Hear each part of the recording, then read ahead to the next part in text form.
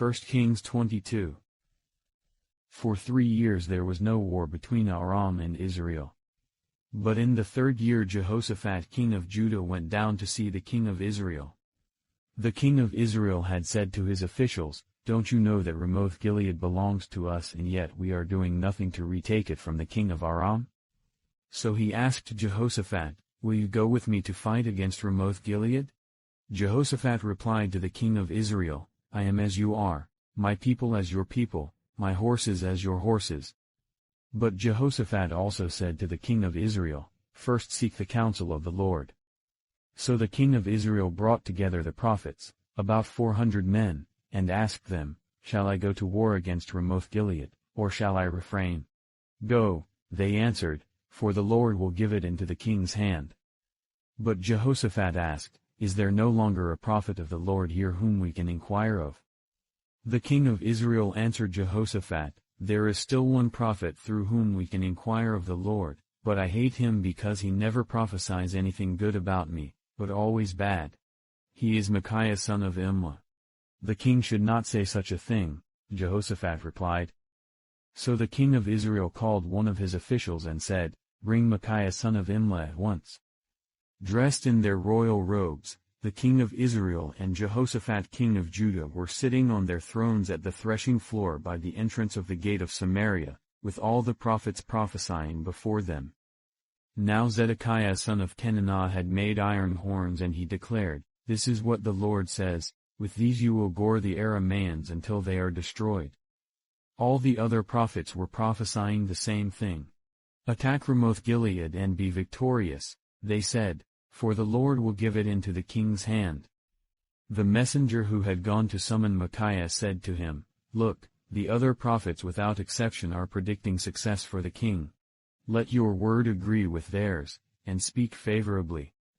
But Micaiah said, "As surely as the Lord lives, I can tell him only what the Lord tells me." When he arrived, the king asked him, "Micaiah, shall we go to war against Ramoth-Gilead, or not?" "Attack and be victorious," he answered, "for the Lord will give it into the king's hand." The king said to him, "How many times must I make you swear to tell me nothing but the truth in the name of the Lord?" Then Micaiah answered, "I saw all Israel scattered on the hills like sheep without a shepherd, and the Lord said, 'These people have no master. Let each one go home in peace.'" The king of Israel said to Jehoshaphat, "Didn't I tell you that he never prophesies anything good about me, but only bad?" Micaiah continued, "Therefore hear the word of the Lord. I saw the Lord sitting on his throne with all the multitudes of heaven standing around him on his right and on his left. And the Lord said, 'Who will entice Ahab into attacking Ramoth-Gilead and going to his death there?' One suggested this, and another that. Finally, a spirit came forward, stood before the Lord and said, 'I will entice him.'" "By what means?" the Lord asked. "I will go out and be a deceiving spirit in the mouths of all his prophets," he said. "You will succeed in enticing him," said the Lord. "Go and do it." So now the Lord has put a deceiving spirit in the mouths of all these prophets of yours. The Lord has decreed disaster for you. Then Zedekiah son of Kenanah went up and slapped Micaiah in the face. "Which way did the Spirit from the Lord go when he went from me to speak to you?" he asked. Micaiah replied, "You will find out on the day you go to hide in an inner room." The king of Israel then ordered, "Take Micaiah and send him back to Amon the ruler of the city and to Joash the king's son. And say, 'This is what the king says, put this fellow in prison and give him nothing but bread and water until I return safely.'" Micaiah declared, "If you ever return safely, the Lord has not spoken through me." Then he added, "Mark my words, all you people." So the king of Israel and Jehoshaphat king of Judah went up to Ramoth-Gilead. The king of Israel said to Jehoshaphat, "I will enter the battle in disguise, but you wear your royal robes." So the king of Israel disguised himself and went into battle. Now the king of Aram had ordered his 32 chariot commanders, "Do not fight with anyone, small or great, except the king of Israel." When the chariot commanders saw Jehoshaphat, they thought, "Surely this is the king of Israel." So they turned to attack him, but when Jehoshaphat cried out, the chariot commanders saw that he was not the king of Israel and stopped pursuing him. But someone drew his bow at random and hit the king of Israel between the sections of his armor.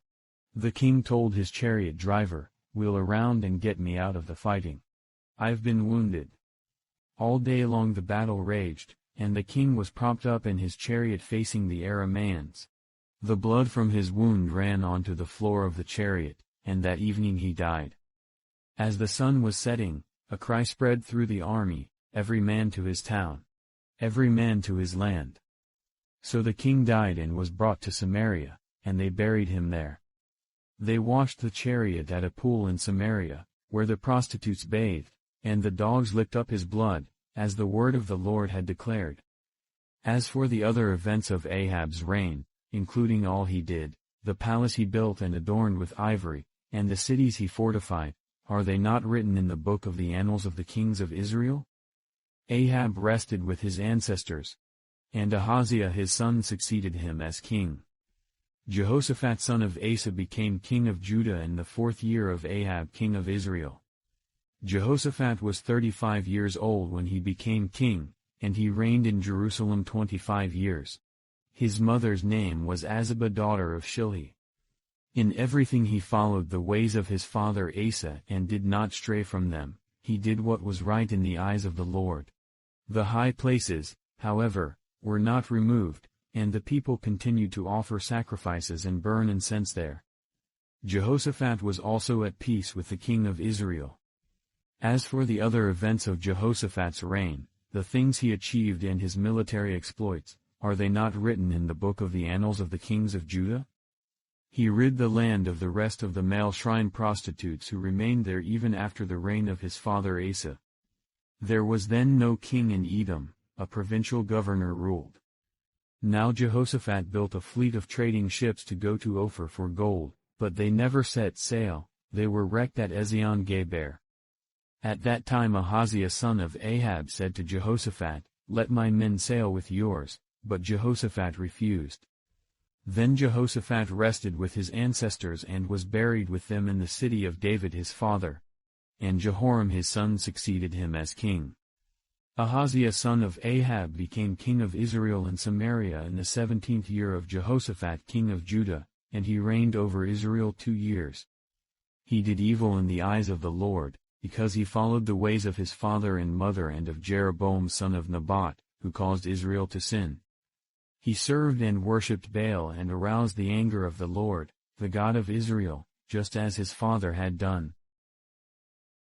Whoever heeds life-giving correction will be at home among the wise. Those who disregard discipline despise themselves, but the one who heeds correction gains understanding. Wisdom's instruction is to fear the Lord, and humility comes before honor. Proverbs 16.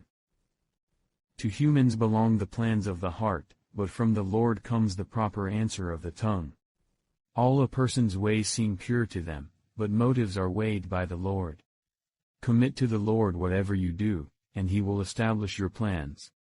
The Lord works out everything to its proper end, even the wicked for a day of disaster. The Lord detests all the proud of heart.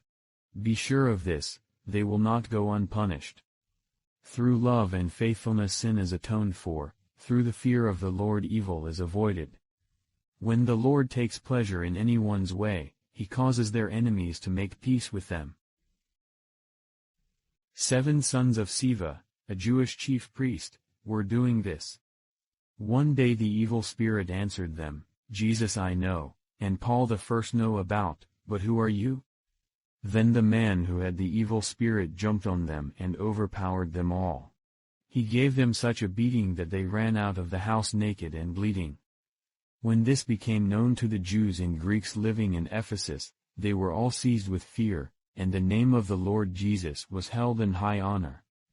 Many of those who believed now came and openly confessed what they had done. A number who had practiced sorcery brought their scrolls together and burned them publicly. When they calculated the value of the scrolls, the total came to 50,000 drachmas.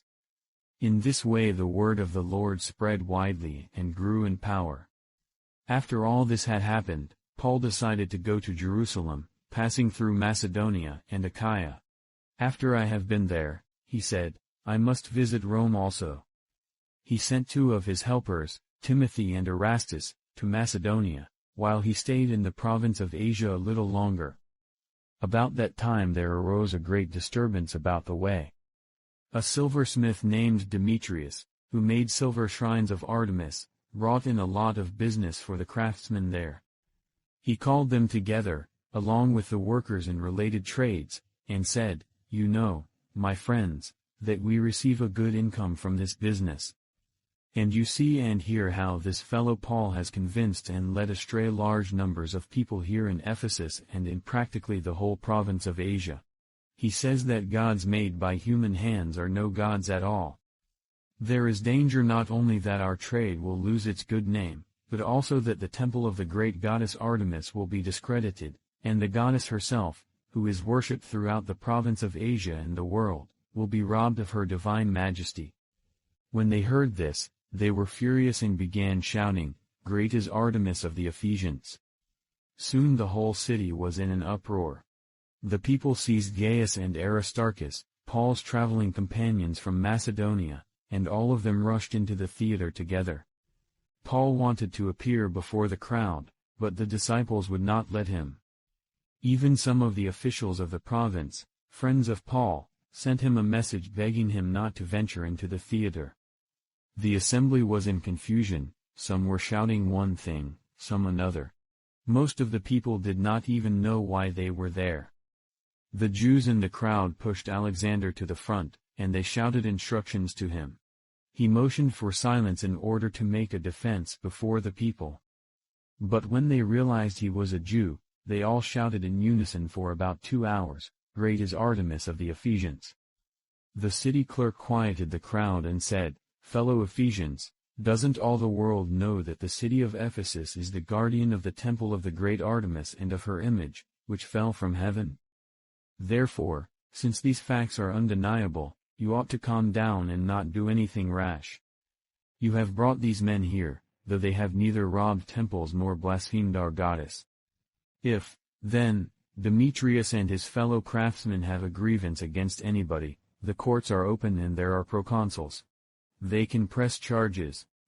If there is anything further you want to bring up, it must be settled in a legal assembly.